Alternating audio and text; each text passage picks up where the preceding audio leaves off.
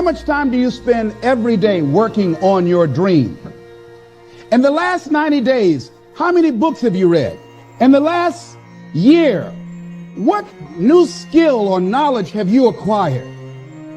What kind of investment have you made in you?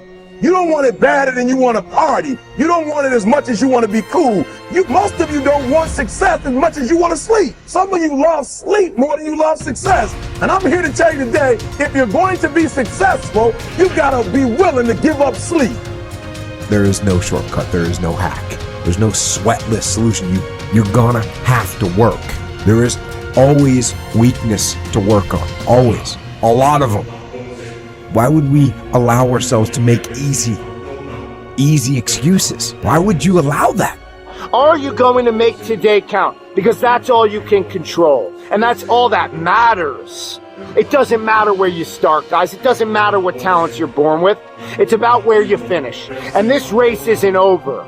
It's not over. You could still come in first in the marathon. But you gotta start today. You gotta start now. You have everything you have. Everything you need is inside you. But I realize that doesn't mean just because you don't think you're good enough doesn't mean you can't be good.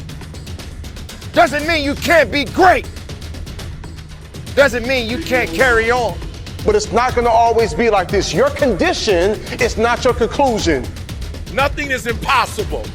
So you have to decide before you leave, what's that first thing that's been impossible for you?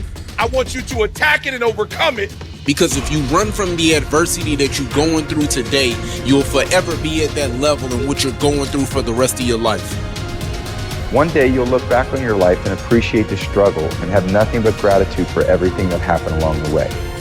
And you come to recognize that in return, you're given the chance to earn the greatest edge of all, and one that can never be taken away. You have enough right now to change your life. You have enough right now to flip this world upside down. You have enough. You got enough power. You got enough anointing. You got enough grace. You got enough patience. You got enough gifting to make your money, get out of debt, get yourself together, and change everything about your world. Realize that you have the ability to make an impact. You have an opportunity to change that story in your head. Put yourself out there, because when you do, amazing things happen.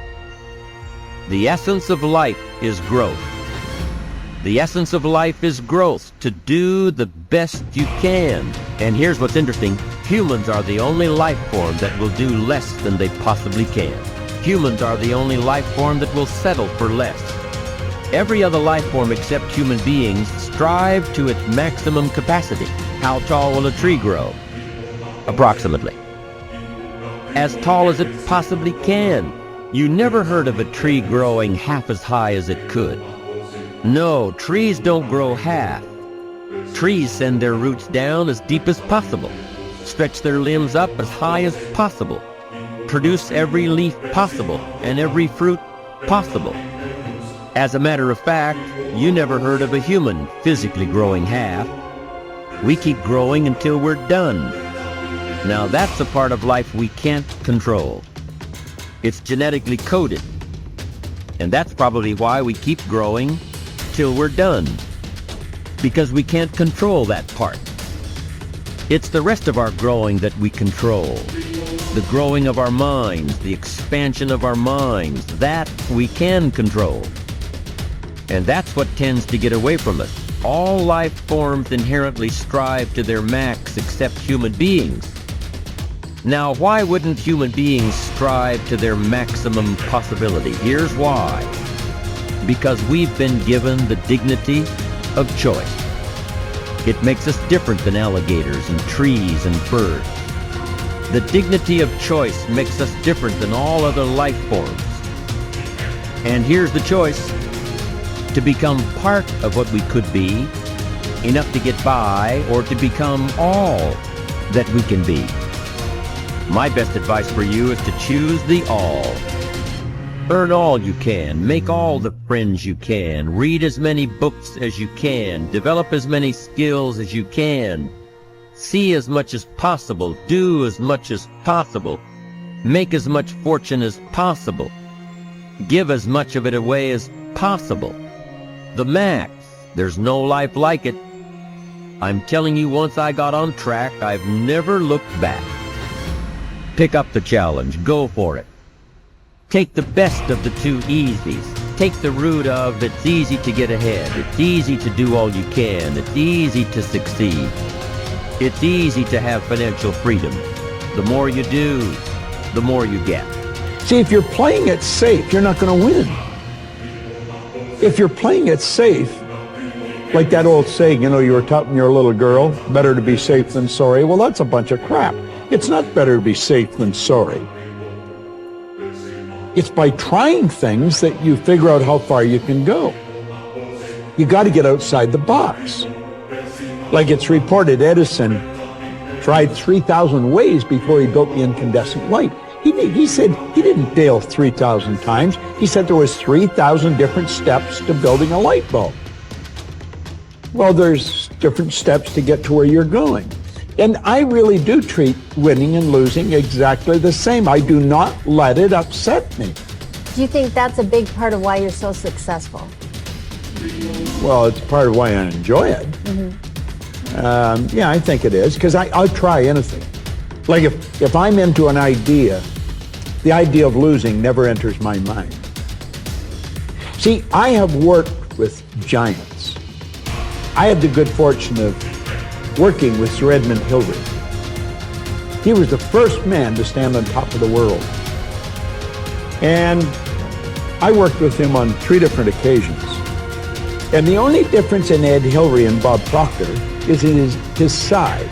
Now, he's gone now, but he was a big man. When he shook hands with me, his hand wrapped right around mine. I felt like a dwarf, you know. And talking to him, like it never entered his mind he wouldn't get to the top of the mountain. But he failed in 1951. He failed in 1952. It wasn't until 1953 that he got to the top of the mountain. You know, people had died for centuries trying to do that. But he said, I knew if I could see it in here, I could hold it out here. Stella Mann wrote that in a book. You can see it in your head, you can hold it in your hand. And that's right. And if you're not prepared to lose, you're never going to win, because you're always playing it safe. And there's no reward in that. Dare to go forward. Winston Churchill once said, courage is rightly considered the foremost of the virtues, because upon it all others depend. Courage is the chief distinguishing characteristic of the true leader. It is almost always visible in the leader's words and actions. It is absolutely indispensable for success, happiness, and the ability to motivate other people to be the best they can be. Follow through on your vision. In a way, it is easy to develop a big vision for yourself and for the person you want to be.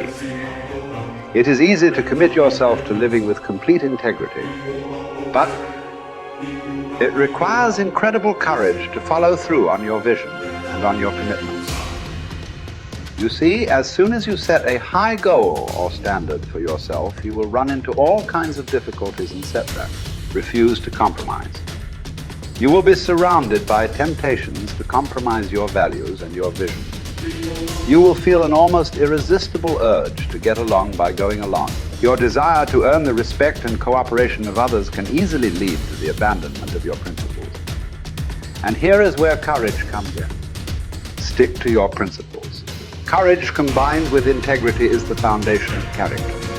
The first form of courage is your ability to stick to your principles, to stand for what you believe in and to refuse to budge unless you feel right about the alternative. Courage is also the ability to step out in faith, to launch out into the unknown, and then to face the inevitable doubt and uncertainty that accompany every new venture. Avoid the comfort zone. Most people are seduced by the lure of the comfort zone. This can be likened to going out of a warm house on a cold, windy morning. The average person, when he feels the storm swirling outside his comfort zone, rushes back inside where it's nice and warm. But not the true leader. The true leader has the courage to step away from the familiar and comfortable and to face the unknown with no guarantees of success.